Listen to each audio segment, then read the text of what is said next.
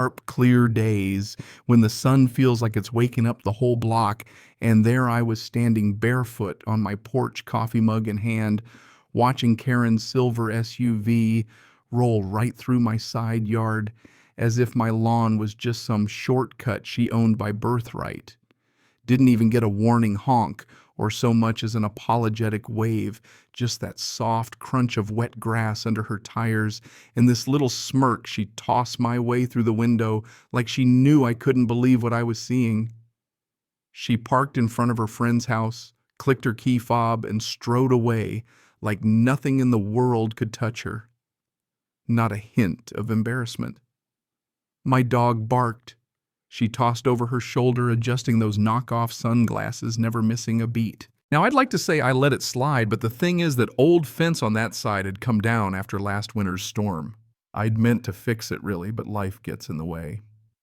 For a while, I'd chalked up the muddy tire tracks to delivery guys or meter readers, never guessed it was Karen, queen of HOA gossip and Pilates, rolling through like she had the title deed. You know what I mean? At first I figured it was a one-time fluke. Folks make mistakes. I'd just ask her about it. She'd apologize, we'd laugh, and that would be that. Wrong. When I walked over that evening, she hit me with this syrupy, sweet, almost condescending smile. "Oh, honey, I've always done that. It's just faster than going around." "You don't mind, do you?" I actually laughed, thinking she had to be joking. "Yeah, actually I do mind. That's my property, not a drive-through." She blinked at me like I just started speaking ancient Greek and said, "Well, it's not like you were using it." Then she disappeared inside like she'd just dismissed a waiter for bringing the wrong wine. Next morning, new tire tracks, 2 sets this time, and a big muddy smear where she'd clipped the edge of my garden bed. That was it for me. I set up a big, ugly orange construction barrier, strung it with reflective tape, made it as obvious as I could. Thought surely that would get the message across. It lasted all of 6 hours. I came home that afternoon to find it flat and one leg snapped in half, lying 20 feet away like it'd been hit by a monster truck. Her SUV was parked sparkling right where it shouldn't be. I called out to her, asked why she drove over the barrier. She just shrugged, said it was in the way. You ever met someone so entitled you run out of words? I called the sheriff's non-emergency line. Deputy comes out, takes a look, shrugs, and says, "Civil matter. You can file a complaint." Karen stood behind him, arms folded, looking like she'd memorized every HOA rule. Never mind, I wasn't even a member property grandfathered out. Didn't stop her from threatening to report me for whatever violation she could invent. Now here's where the story takes a turn. Jim, my neighbor 2 doors down, old property lawyer, sees me venting on the porch and says, "Want me to look at your deed?" He shows up with a stack of yellowed papers, flips through, and grins. "You've got full lateral coverage along the east side. No easement. She's trespassing. You can put up a real barrier and any damage is on her." That feeling when you realize you've been right all along. That spark of righteous energy.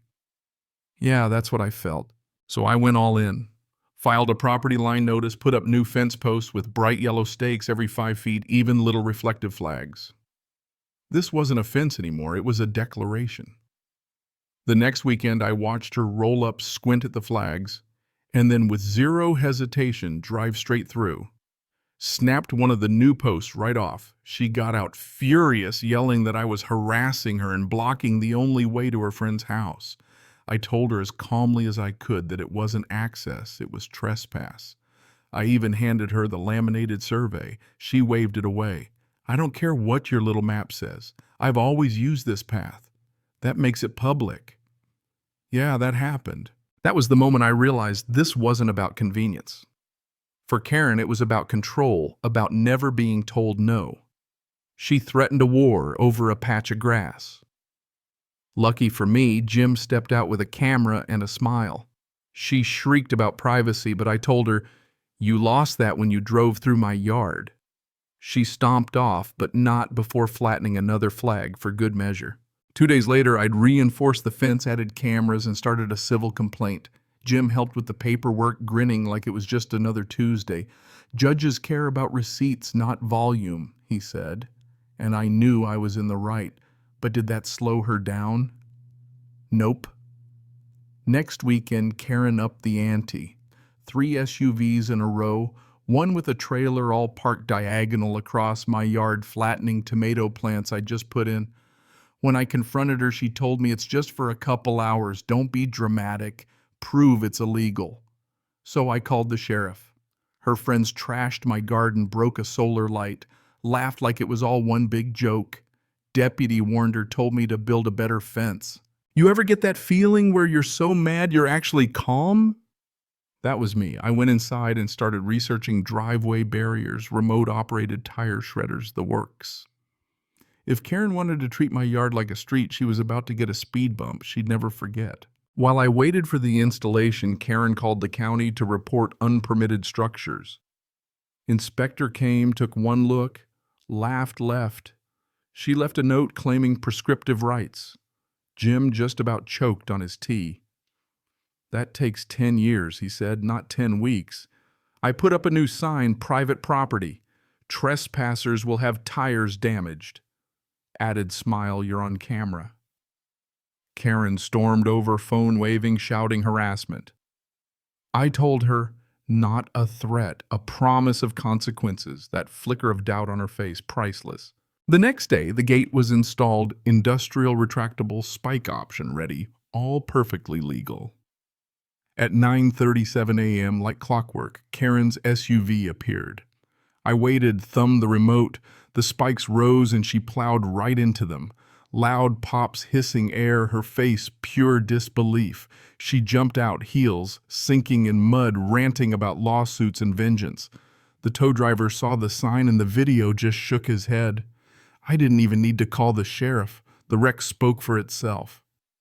Karen vanished for 2 days after that, the neighborhood whispering like it was waiting for the next shoe to drop. You'd think it'd be over, but Karen regrouped. Letter from the HOA, even though I'm not a member, about aggressive deterrence. Jim and I sent a polite reply with the relevant legal exemption highlighted. A few days later, Karen showed up with 2 HOA board ladies pointing at my gate like it was a war crime. I offered them coffee, showed the footage, they left without comment. Next thing I know, Susan from across the street tells me Karen's spreading rumors about poisoned grass and chemical warfare. I laughed so hard I nearly dropped the pie Susan brought as a peace offering. Enough was enough. I made flyers, maps, deeds, surveillance, screenshots, a polite explanation of the legal boundaries, and put one in every mailbox. Most people didn't say much, but one neighbor sent a thank you note about how Karen once tried to make him cut his tree for sunset rights. For a few blissful days, things were quiet. No more tire tracks, no more parties. And then one morning I caught Karen, garden rake in hand, trying to pry off a warning sign. I pointed at the camera, called the sheriff, who issued her a citation for vandalism. That plus the civil case seemed to finally do the trick. Her SUV sulked in the driveway, the for sale sign popped up in her yard, and just like that, poof, she was gone. When the moving truck left, the neighborhood let out this collective sigh. Coffee with Jim tasted sweeter. Susan's pie, still store-bought, was suddenly welcome. Pete walked his dog past my yard with a wave. I planted new tomatoes, hung a little sign, private property shortcut closed, wildflower restoration zone. And wouldn't you know it, the world didn't end. The mountain didn't crumble, and peace, actual honest peace, settled over my porch. If there's a lesson here, maybe it's this: boundaries matter, and sometimes you have to defend them.